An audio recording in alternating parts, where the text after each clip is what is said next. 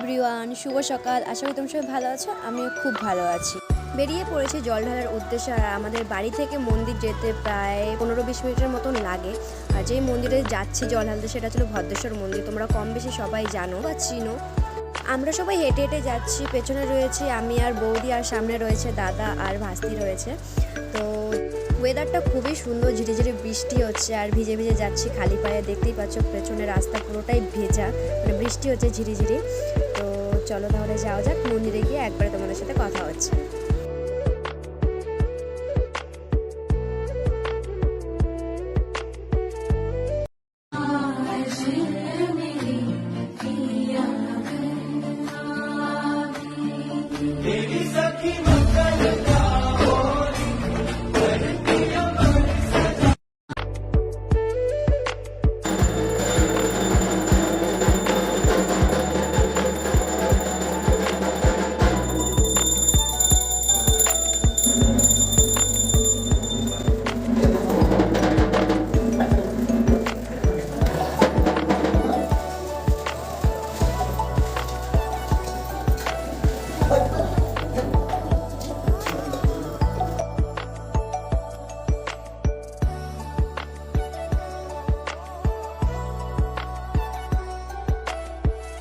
শ্রাবণ মাসের তৃতীয় সোমবার শিবের মাথায় জল ঢালা আমার কমপ্লিট। আমি শিব মন্দিরেও জল ঢেলেছি এবং কালী মন্দিরেও পুজো দিয়ে দিয়েছি। তো এখন আমরা প্রসাদ নেব এই মন্দির থেকে, দেন তারপরে বাড়ি।